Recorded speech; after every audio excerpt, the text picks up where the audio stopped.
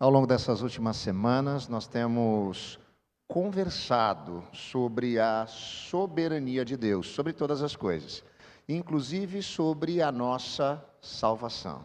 Afinal de contas, somente por Ele nós somos salvos. Nós éramos incapazes de encontrar um caminho de volta para Deus, uma vez que estávamos mortos em nossos delitos e pecados. Mas Deus é o autor da salvação. É Ele que prepara e é Ele que a executa. É disso que a gente tem falado. A gente tem falado um pouquinho ao longo dessas últimas semanas sobre a nossa perspectiva teológica reformada sobre a soberania de Deus e como isso se aplica diretamente à nossa salvação. Historicamente, a gente tem conversado sobre os cânones de Dort, uma perspectiva teológica voltada à soteriologia, que é a parte da teologia que estuda a salvação.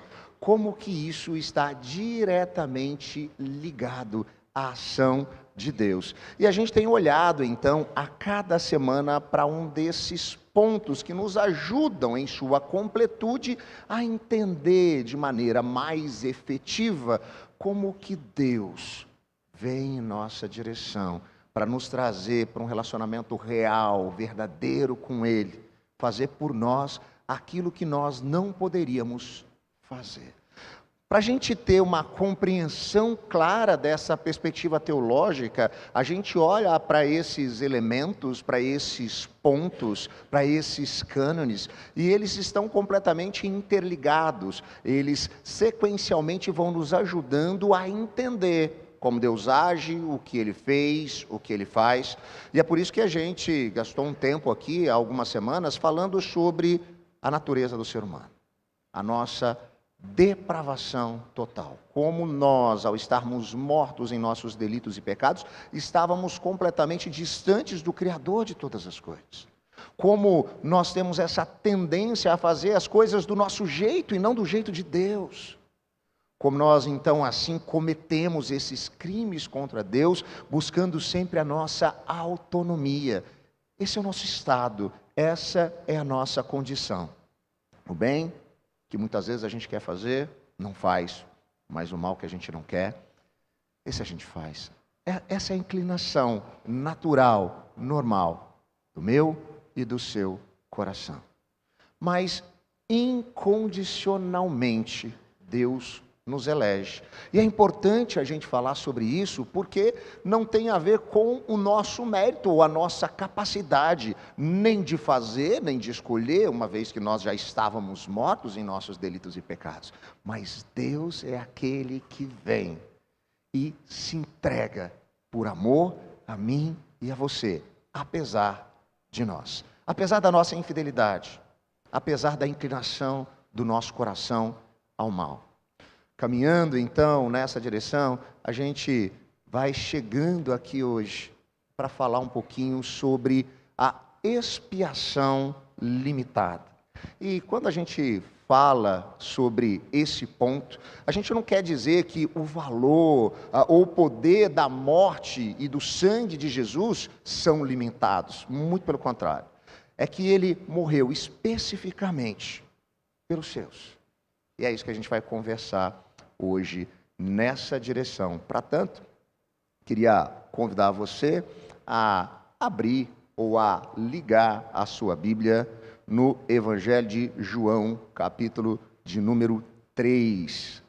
João, capítulo 3, talvez aqui um dos textos mais conhecidos da Bíblia. A gente vai ler os versículos 16, 17 e 18 para nossa reflexão dessa manhã.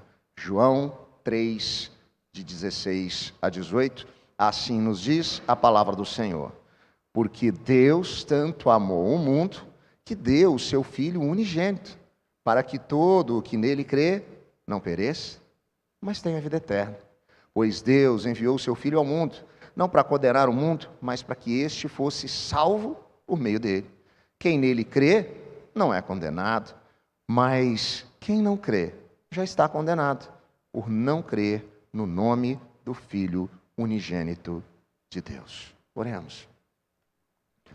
Deus eterno, que a sua palavra venha como uma espada penetrante ao nosso coração, nos trazendo sabedoria, sensibilidade e discernimento para compreendermos aquilo que o Senhor quer fazer em nós e através de nós. Amém e amém. Graças a Deus. Como eu disse, nós estamos caminhando progressivamente, a cada semana, olhando para alguns desses pontos e tentando compreender como eles, interligados, nos dão a segurança e a certeza da nossa salvação em Cristo Jesus. Ao falar sobre a expiação limitada ou particular, a morte sacrificial de Jesus pelos seus, nós percebemos algumas evidências, como nós temos visto a cada semana. E a primeira delas, como constantemente vem à tona quando nós olhamos para a soberania de Deus, tem a ver com seu amor. Essa expiação limitada ou particular de um Deus que se entrega pelos seus, evidencia o amor dele pelos seus eleitos. Porque Deus tanto amou o mundo que deu o seu Filho unigênito. Esse texto, bastante conhecido, pode nos gerar, então, agora um certo estranhamento. Como assim? Você está falando que ele morreu pelos seus, mas aqui está falando que ele morreu pelo mundo. Do que ele está falando? E aí é importante a gente entender os significados da palavra mundo, quando o evangelista e apóstolo João escreve, porque em diferentes momentos dos seus textos a gente vai encontrar essa palavra tendo um viés diferente. Por exemplo, quando a gente está lá em João 13, ele fala, né, sobre o mundo como a terra, né? Diz que Jesus deixaria esse mundo, deixaria a terra, não estaria mais aqui. Quando a gente olha lá em João 12, em contrapartida, ele está falando, né, de um sistema mundial, né, essa coisa que está contaminada pela cultura vigente do pecado, o juízo deste mundo.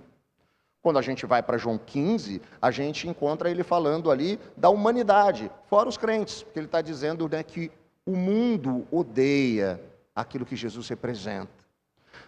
Só que em diversos outros momentos, a gente encontra aqui João falando de mundo como todo tipo de pessoa. E é exatamente isso que ele está falando. Ele está dizendo aqui que esse amor de Deus não tem distinção de cor, de sexo, de raça. É para todo o tipo de pessoa. É exatamente isso que a gente encontra em João 1, em João 3, o texto que a gente está estudando, em João 6, em João 12, todo o tipo de pessoa. Cristo, então, morre por todos os homens sem distinção. Não por todos os homens sem exceção. E é importante a gente falar disso. Porque se a gente diz, olha, o sacrifício de Jesus é por toda a humanidade, mas o próprio texto está dizendo que alguns estão condenados porque não creem, existe um problema. Você já imaginou nisso? Se Jesus entrega a sua vida por todos, para salvar a todos, mas nem todos são salvos, esse sacrifício, então, não é suficiente. Ele é ineficaz. Quando nós falamos que o sacrifício de Jesus é efetivo, que ele realmente salva e não precisa de mais nada, então ele não pode ser ineficaz. O que acontece é que ele se entrega sim, por todo tipo de pessoa, sem distinção. Não era só para os judeus que conheciam a lei. Não era só para um grupo religioso. Estendia e estenderia a todo tipo de pessoa. Chegaria a mim e a você. Não quer dizer todas as pessoas, e é isso que a gente tem falado aqui, mas os seus, aqueles a quem Deus confiou a Ele, desde a fundação do mundo, para que fossem salvos. E repare, como nós dissemos semana passada, não tem a ver com a nossa capacidade de fazer ou deixar de fazer alguma coisa. Nós fomos amados por Deus em Cristo Jesus, eleitos antes da fundação do mundo, não porque nós merecíamos. E antes que você diga que, opa, então isso significa que eu posso viver a minha vida da maneira absoluta que eu quiser, licenciosa, que não importa, afinal de contas, se foi Ele que fez. Quando nós percebemos o amor de Deus por nós, abrindo os nossos olhos pela ação do Espírito Santo que nos convence do pecado, da justiça e do juízo, e agora nós entendemos a nossa condição, isso constrange de tal maneira o nosso coração, que é impossível eu e você vivermos da mesma forma. Nós somos transformados pela ação desse mesmo Espírito, dia após dia, porque Deus está nos conduzindo na direção da maturidade. É isso que Ele faz. É isso que Ele faz. Ele nos ama ao ponto de se entregar. Ele nos ama ao ponto de fazer por nós o que não podíamos fazer. Ele nos ama apesar de nós. Não tem a ver com nada que a gente possa ser, não pode nada que a gente possa fazer, mas simplesmente porque Ele decidiu nos amar. E Ele então sabe quem são as suas ovelhas. É isso que o mesmo João escreve no seu capítulo 10, versículos 14 e 15, Jesus dizendo: eu sou o bom pastor, eu conheço as minhas ovelhas, elas me conhecem. E assim como o Pai me conhece e eu conheço o Pai, eu dou a minha vida pelas minhas ovelhas. Ele se entrega por amor a mim e a você. Falar de expiação de Jesus, falar do aspecto particular, daquilo que Ele fez por mim e por você, evidencia esse amor, mas evidencia também a misericórdia, para que todo aquele que nele crê não pereça, mas tenha a vida eterna. Quem crê? Quem é aquele que crê em Cristo Jesus? É aquele que opta por isso? É aquele que acha que esse é o melhor caminho? Não. Quem crê é quem tem os olhos abertos. Se nós estamos cegos para a nossa condição, se nós não conseguimos entender o que acontece no mundo à nossa volta, se nós estávamos mortos, escravizados pelo pecado, quando o Espírito Santo sopra o meu e o seu coração, nos fazendo enxergar quem nós somos, quem Deus é e quanto nós precisamos dEle, há uma mudança significativa. Aqueles que foram convencidos pelo Espírito Santo por uma eleição incondicional, não por mérito, mas apesar dos nossos deméritos, esses creem, esses passam a crer. E eles não perecem, apesar de merecerem. Vocês lembram que há 2 semanas, quando nós falávamos da depravação total do ser humano, eu disse aqui que até mesmo os nossos atos de justiça diante de Deus, segundo o profeta, não passam de trapos de imundície. Até a nossa tentativa de bondade nada mais é do que uma extensão do nosso próprio egoísmo. Essa é a nossa tendência. Nós não merecíamos da parte de Deus nada, simplesmente porque nós optamos por virar as costas, pela autonomia, por fazer do nosso jeito. Isso está impregnado em nós e nós continuamos optando assim todos os dias. Às vezes a gente até tenta convencer Deus, fazê-lo acreditar que do nosso jeito é melhor. A gente até usa da nossa religiosidade para tentar convencê-lo da perspectiva de que nós até que somos bons, porque nós nos comparamos com outras pessoas que têm performances inferiores às nossas em alguma área da vida. E a gente se sente bem, achando, acreditando na falácia de que a gente é bom. Tem uma coisa para dizer para você, para mim também. Só existe uma realidade para nós. Eu e você não prestamos. Essa é a nossa condição. Tudo que merecíamos da parte do Deus poderoso, que é completamente bom e não pode se misturar com aquilo que é mal, era a condenação. O combinado não sai caro. Era isso que nós merecíamos. Era isso que nós tínhamos. mas por misericórdia, Ele nos elege para podermos experimentar um relacionamento de intimidade com Ele, que nós nunca seríamos capazes de experimentar sozinhos, por nós mesmos, e nem de encontrá-lo, se não fosse por Ele vindo em nossa direção. E se, de um lado, nós percebemos então essa evidência da misericórdia, que tem a ver com Deus não dá para a gente aquilo que a gente merecia, que era a condenação, nós temos também a evidência da graça, que é Ele dar por nós aquilo que nós não merecíamos, que é a salvação. Versículo 17: pois Deus enviou o seu Filho ao mundo, não para condenar o mundo, mas para que este fosse salvo por meio dele. É isso que nós encontramos aqui. A evidência da graça de Deus para com seus eleitos. Por isso que é importante nós voltarmos à compreensão do Evangelho, pregando ele ao nosso próprio coração todos os dias. Muitas vezes a gente se acostuma com isso. Eu gosto sempre de lembrar de uma frase da poetisa mineira Adélia Prado, que disse certa vez: de vez em quando, Deus me tira a poesia. Eu olho para uma pedra e tudo que eu vejo é uma pedra. Poeta que é poeta, escreve sobre qualquer coisa, até sobre pedra. Haja visto? Tinha uma pedra no meio do caminho.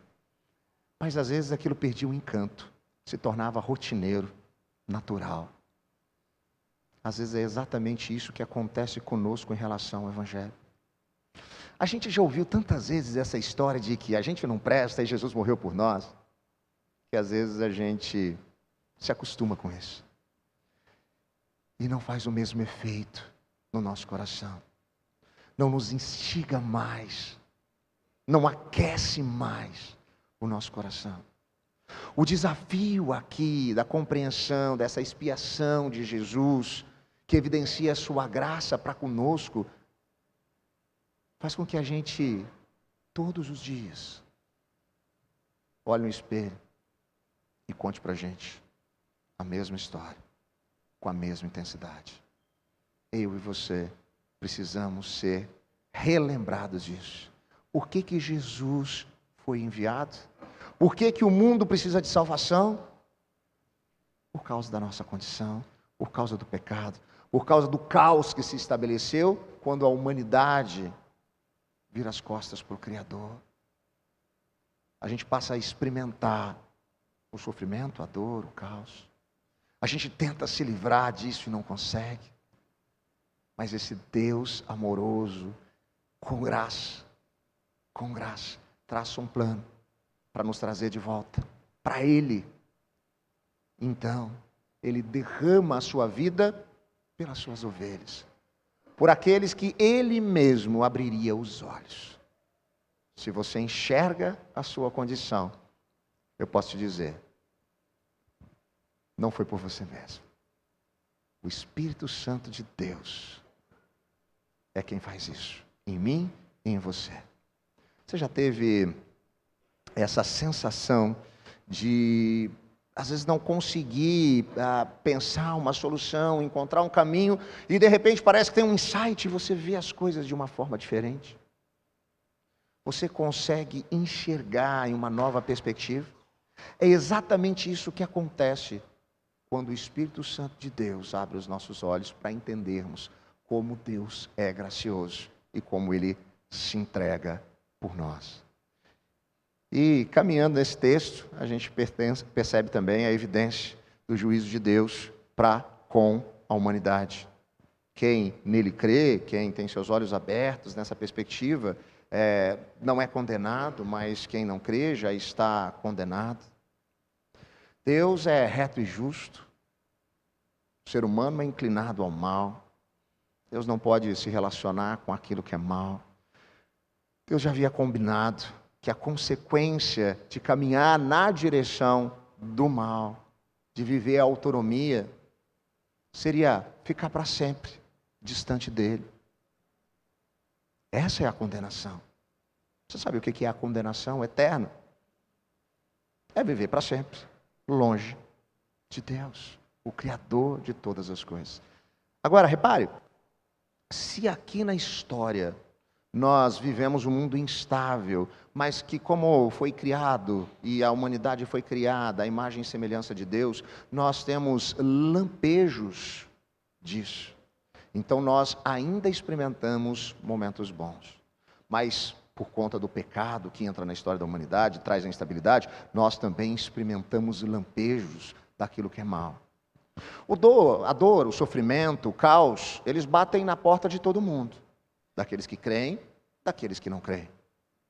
Você vive momentos agradáveis, alegres. Isso não é uma exclusividade de quem é um crente no Senhor Jesus. Coisas boas acontecem com todas as pessoas.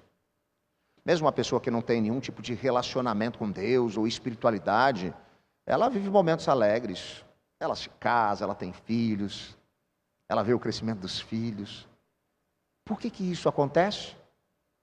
Porque nós vivemos um mundo criado por Deus. Porque o ser humano foi criado à imagem e semelhança de Deus e nós temos lampejos disso. O contrário é verdadeiro. Mesmo uma pessoa que tem uma vida de intimidade com Deus, que vai à igreja, tem práticas religiosas, experimenta a dor, problemas, frustrações, enfermidades. É esse mundo instável. Agora, caminha comigo. Na eternidade, a gente deixa de ter essa instabilidade. Ou a gente tem a plena presença do Senhor e experimenta aquilo que é perfeitamente bom, ou nós estamos distantes de Deus, e aí não tem mais lampejo. A gente experimenta só aquilo que o pecado nos deu, que a autonomia nos deu. Isso é sim desesperador.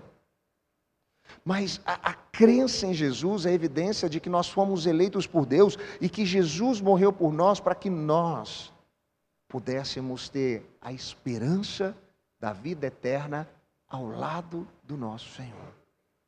Os nossos olhos se abriram, isso agora nos dá segurança. Por que é importante a gente falar dessas coisas? Às vezes parece ser meio confuso, tem gente que às vezes acha que esse tipo de papo é meio desagradável porque a gente não consegue chegar ao final com algumas respostas simples do tipo, mas eu não sei quem é salvo e quem não é salvo, como que isso, por que um e por que não aquele, por que esse e não o outro. A gente já falou semana passada que isso não é uma coisa com a gente, isso é com Deus. Lá no céu você pode perguntar para Ele. Mas essa convicção de que apesar de nós não merecermos, Ele faz isso, e a sua expiação, a sua morte, o seu sacrifício para com os seus, para com aqueles que tiveram seus olhos abertos, é real. Isso traz alívio. Isso traz alívio ao meu e ao seu coração. Se hoje você consegue enxergar quem você é e que você precisa de Deus, esse é o sinal. Esse é o sinal da sua eleição, que vai ser, claro, acompanhado de frutos. Por quê? Porque se Deus está nos conduzindo à maturidade agora, os nossos olhos enxergam, a gente vai ter um novo jeito de lidar com as coisas à nossa volta. Um novo comportamento. Repare, não para sermos salvos, mas porque nós somos salvos. Respondendo à nossa salvação, nós vamos viver a partir dos princípios, preceitos e valores que Deus estabelece para que nós vivamos, para nos trazer liberdade. Então nós vamos nessa direção. Mas nós dependemos totalmente daquilo que foi feito por nós. Se aqui ele fala de condenação, de juízo, quando a gente chega no livro de Apocalipse, escrito por João, ele vai ilustrar para a gente a cena dos céus, dizendo que a gente pode ser avaliado e julgado pelo livro das nossas histórias ou pelos livros das nossas histórias. Como eu brinquei aqui outro dia, a nossa biografia não autorizada.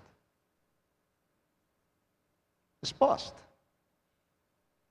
E aí, a gente está à mercê de acreditar que, na hora da balança, vai pesar do lado das coisas positivas.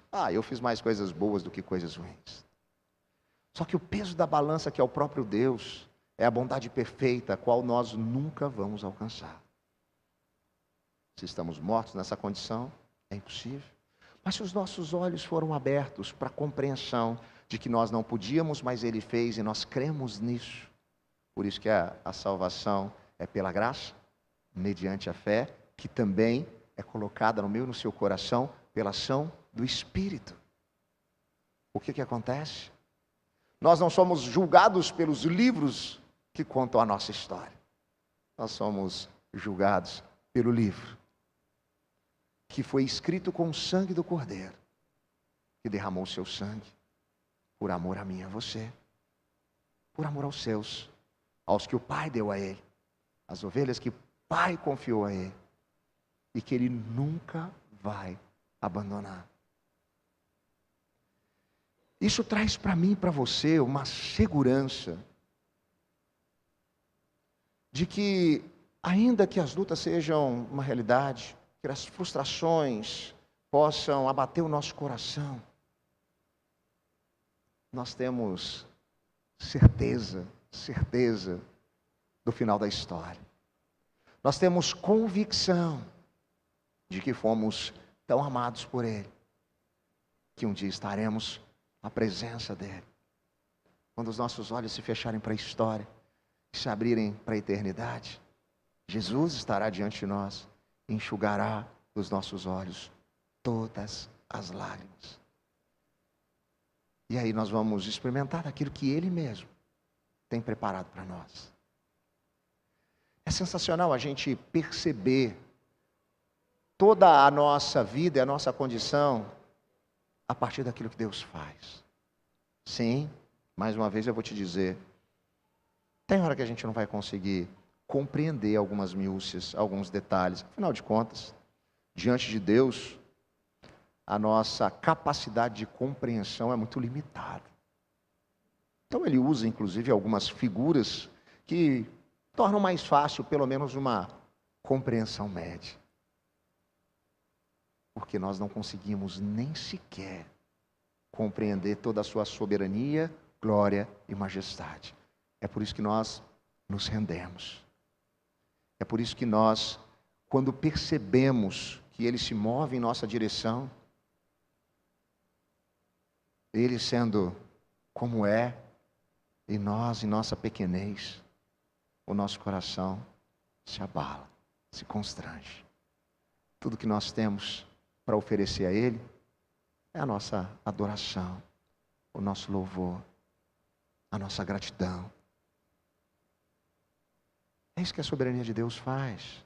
É isso que a expiação de Cristo faz. Ele morreu pelos seus, e isso enche o nosso coração de certeza.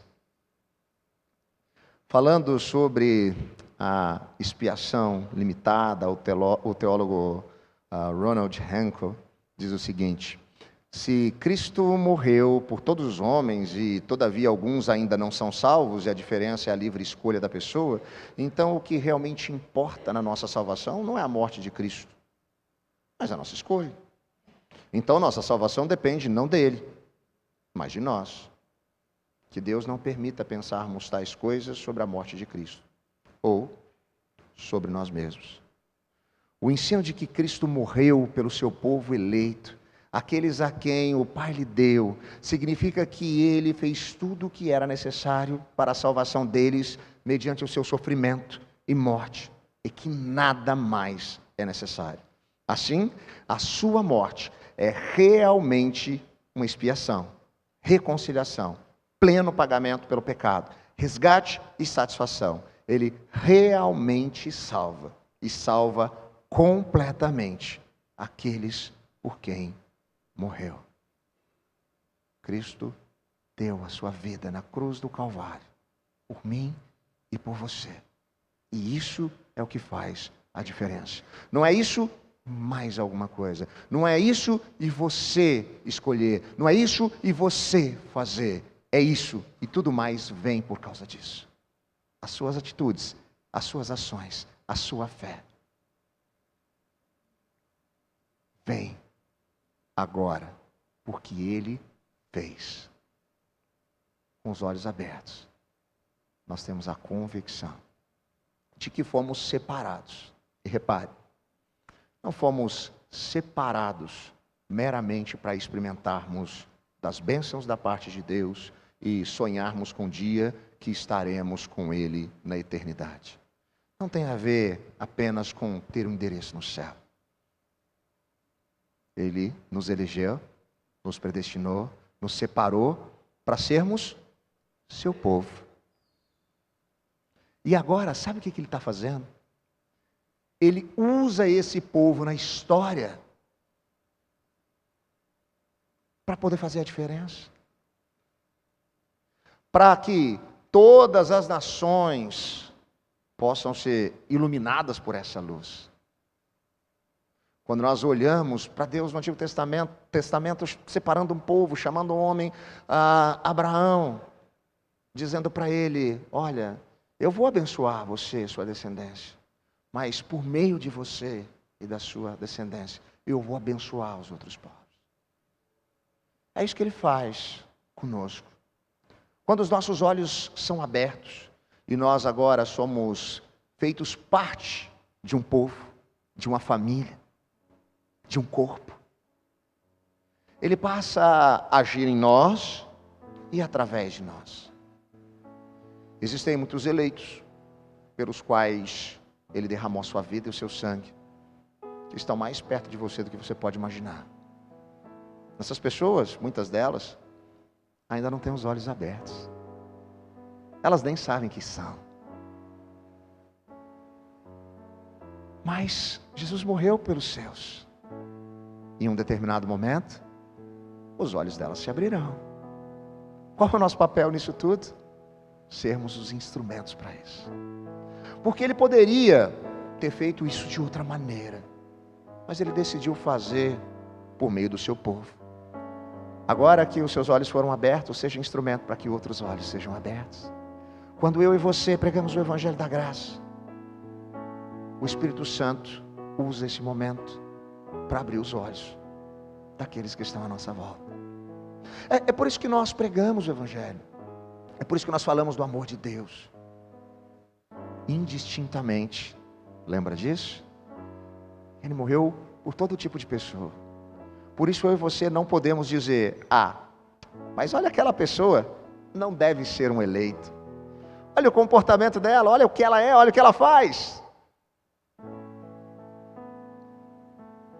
Indistintamente. Você já imaginou que aquela pessoa que você menos imagina que estaria numa igreja, seguindo a Deus, adorando ao Senhor, pode ter seus olhos abertos? Indistintamente. Afinal de contas, não existe nada que nós façamos ou deixamos de fazer que vai levar Deus a nos amar mais ou menos. Ele nos amou, provou isso em Cristo Jesus. Que eu e você possamos fazer isso. Viver essa nossa missão, essa é a nossa vocação, essa é a nossa razão. Ele nos concedeu o ministério da reconciliação. Em Cristo Ele está reconciliando todo tipo de pessoa. Você consegue imaginar quem são aquelas pessoas que você nunca pensaria que estariam com você aqui? Que tal orar por elas essa semana? Sim. Aqueles corações mais endurecidos. Talvez aquelas pessoas que até vão ridicularizar sua fé. Ore por elas. Entre os eleitos de Deus, existem tantas pessoas que antes dos olhos serem abertos, tinham caminhos tão tortuosos. O próprio apóstolo Paulo perseguia e matava os que criam. Agostinho fala da sua vida de baderna. Mas os olhos foram abertos e eles foram transformados. Que eu e você possamos, de fato, assumirmos a nossa missão, transbordarmos desse amor, Fomos eleitos por Ele, não sabemos porquê, só sabemos que não merecíamos. Ele morreu por nós, derramou o seu sangue, o seu sacrifício é eficaz. E é para todo tipo de pessoa, indistintamente. Que Deus traga a sua mente e ao seu coração, nos próximos dias. Talvez as pessoas mais complicadas e difíceis, que você nunca imaginaria que estariam aqui, para que você possa transbordar do amor com o qual você foi amado sobre essa pessoa. Porque é assim. Se a pessoa tem os olhos fechados, não adianta simplesmente você dizer: olha só, você é um pecador. O que você deve fazer é: olha só, nós estávamos na mesma condição. Eu também. Mas meus olhos foram abertos. E o Senhor pode abrir os seus olhos também. Que Deus nos use como instrumentos na tua mão, para que nós possamos experimentar cada dia desse amor incrível e transbordar deles. Queria convidar você nesse momento a curvar a sua cabeça, fechar os seus olhos. Eu quero orar pela sua vida. Deus eterno e poderoso, obrigado pelo seu amor. Obrigado, Pai, porque um dia Jesus entrou na história para derramar a vida e o sangue, expiar os nossos pecados. Eles são lançados fora. Deus, isso constrange o nosso coração. Nós não sabemos por que nós somos os seus eleitos. Só sabemos que não merecemos. Nós sabemos também que o Senhor morreu pelos seus, que os amou intensamente.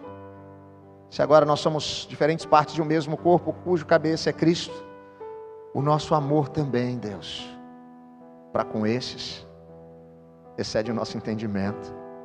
Por isso nós pedimos: nos usa. Eu creio, Deus, que o Senhor há de fazer isso por meio dessa comunidade. O Senhor tem agregado aqui pessoas que viveram momentos muito difíceis, muitas lutas, que se decepcionaram com a igreja, com pessoas, com o mundo instável à nossa volta. Pessoas que foram magoadas, afrontadas, mas que tiveram seus olhos abertos. E nós cremos, Deus, que o Senhor nos cura integralmente. O nosso espírito, mas também as nossas emoções. É o que o Senhor tem feito nessa igreja. O Senhor tem restaurado pessoas. Aqui, Deus, não é o espaço para pessoas perfeitas, porque nós não somos. Mas nós queremos que esse é o espaço onde o Senhor está restaurando e transformando vidas reconciliadas consigo em Cristo Jesus. Por isso nós pedimos: envia para cá, Deus, os eleitos do Senhor, para que eles possam crescer e amadurecer pela Tua Palavra.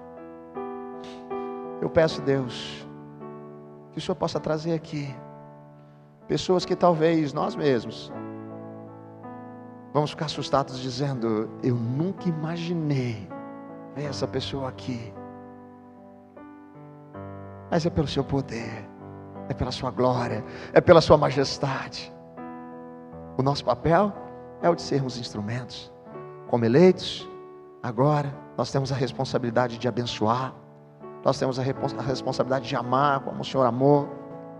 A responsabilidade de transbordar do seu evangelho, do seu perdão, das suas misericórdias, da sua graça. E que dessa maneira nós possamos contagiar essas pessoas. Nos deixa ver, Pai, na cidade de Campinas, toda essa região metropolitana, pessoas chegando aqui, abatidas, quebradas, escravizadas pelo pecado, condição de todos nós. E nos deixa ver essas pessoas sendo transformadas, Pai, pela Tua palavra. É isso que nós somos, Pai. Nós somos um espaço para que o Senhor possa agir. Nós somos vasos, o Senhor é oleiro. Usa, apesar da nossa pequenez, apesar da nossa incapacidade, apesar da nossa dificuldade, da nossa falta de coragem, usa-nos como instrumentos para que os seus sejam impactados. Deixa a gente ver isso acontecer aqui, Pai. Nós nos dobramos, Pai, diante do Senhor, diante da sua glória, do seu poder, da sua majestade.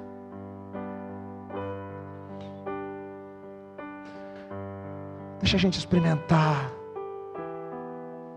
da transformação plena, da sua santificação. Nós cremos que isso também é pelo seu Espírito. Nós não vamos alcançar sozinhos. Mas o Senhor derrama graciosamente sobre nós, que possamos frutificar. Recebe, Deus, o nosso louvor, a nossa adoração, o nosso coração quebrantado.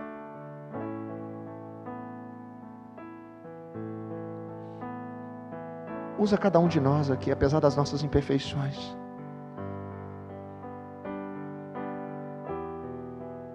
Vai nos moldando a cada dia, a partir do caráter de Cristo. Que tudo aquilo que fizermos seja para a honra e glória do Seu nome. Nós oramos, Pai, agradecidos, quebrantados, no nome de Jesus. Amém e amém. Graças a Deus.